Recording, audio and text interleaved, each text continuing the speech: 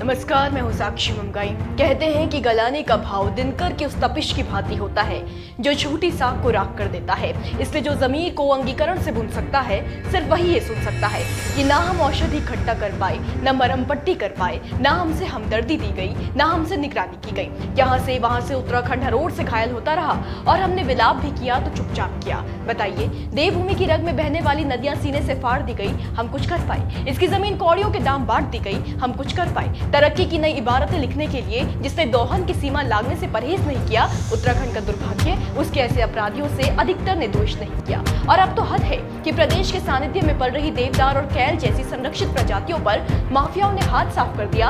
ये बेशकीमती प्रजातियां मुनाफे की सनक का शिकार हो गई। रोज सैकड़ों पेड़ कटते रहे, रोज हरे पेड़ों पर आरियां चलती रही, पर संबंधित विभाग सोया रहा। आखिर क्यों? क्या चक्राता वन प्रभाग में हो रहे अवैध कटान की भनक किसी को नहीं लगी? क्या किसी को पता नहीं चला कि वन तस्कर नापलैंड की आड़ में जंगल का सफाया कर रहे हैं? वन विभाग की नाक के नीचे वन तस्कर इतना बड़ा खेल कैसे खेल गए? मामला बेहद संगीन है। इसे समझने के लिए रिपोर्ट देखिए।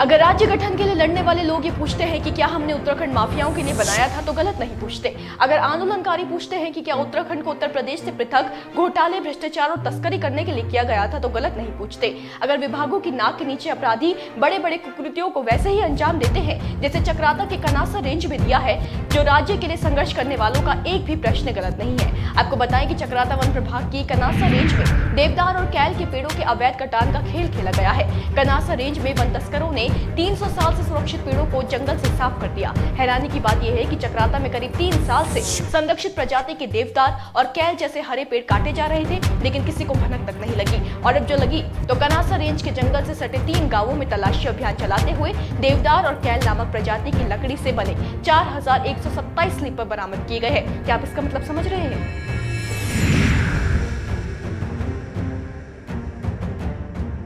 वन प्रभाग की कनासा रेंज स्थित देवदार का जंगल न सिर्फ प्रदेश और देश में बल्कि विश्व स्तर पर अपनी अलग पहचान रखता है। कनासा के जंगल में एशिया का सबसे पुराना वृक्ष मौजूद है। यहाँ देवदार की लकड़ी की गुणवत्ता का कोई हिसाब नहीं है। ऐसे में वन तस्कर नापलैंड यानी वो भूमि जिस पर किसानों का अधिकार है या जो उनकी निजी भूमि है, उसकी आड़ में संरक्षित देवदार और कैल के पेड़ काटकर उनकी तस्करी उत्तर प्रदेश और हिमाचल कर रहे थे।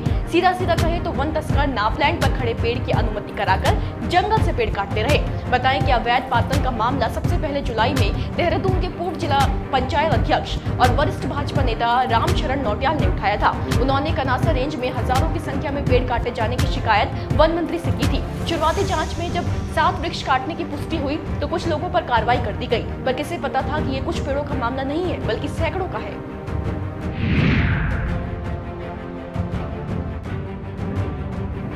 जी हाँ, जांच आगे बढ़ी तो मालूम चला कि चक्राता में करीब 3 साल से संरक्षित प्रजाति के देवदार और कैल जैसे हरे पेड़ काटे जा रहे थे। अभी तक देवदार और कैल के 4127 स्लीपर और 550 फट्टे बरामद हो चुके हैं। गौर कीजिए कि स्लीपर स्कूलों में भी बरामद किए गए हैं।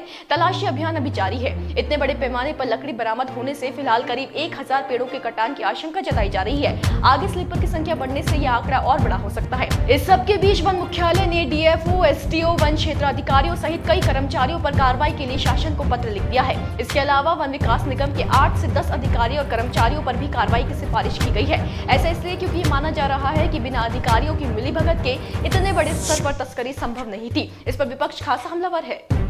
और दूसरी ओर जो है चक्रोता के जो है कनासर रेंज में सैकड़ों पेड़ों का जो है अवैध रूप से कटान हो गया। जो संरक्षित प्रजाति के देवदार और कौल के वृक्ष है उनका कटान हुआ। 250 साल पुराने वृक्षों का जो है कटान हो गया।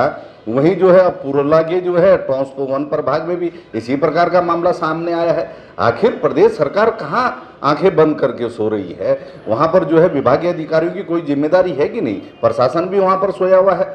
इस तरीके से जो है अवैध कटान हो रहा है बड़ी भारी मात्रा में और किसी को कानो कान खबर नहीं है। वन माफिया धड़ल्ले से जो है अपने कार्यों को अंजाम दे रहे हैं। आखिर जिम्मेदारी किसकी है? कब तक जो है इस प्रकार से संरक्षित प्रजाति के वृक्षों का कटान होता रहेगा? फिर नहीं वृक्षारोपण का क्या मतलब है? ये बहुत गंभीर मामला है। गंभीरता से जांच होनी चाहिए। वहाँ के डीएफओ और जो दोनों रेंजों के रेंजर हैं उनको जो है सस्पेंड किया जाना चाहिए, उनके जेल भेजना चाहिए और जांच बिठा करके जो पर्दे के पीछे प्रशासन के लोग हैं, ये अन्य जिम्मेदार हैं, उन पर भी जो है कार्रवाई होनी चाहिए।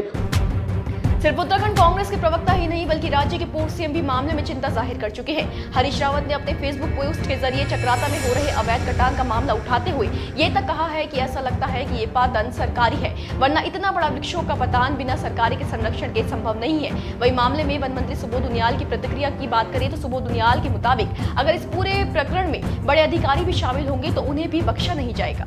कार्रवाई की जाएगी। देखिए, आपने देखा इसमें कुछ लोगों को संबद्ध किया गया, कुछ को निलंबित किया गया, FIR भी हम करने जा रहे हैं और साथ ही साथ अगर इसमें कोई बड़ा अधिकारी इन्वॉल्व होगा तो निश्चित रूप से सरकार उसके खिलाफ बड़ी से बड़ी कार्रवाई करने में हिचक नहीं है।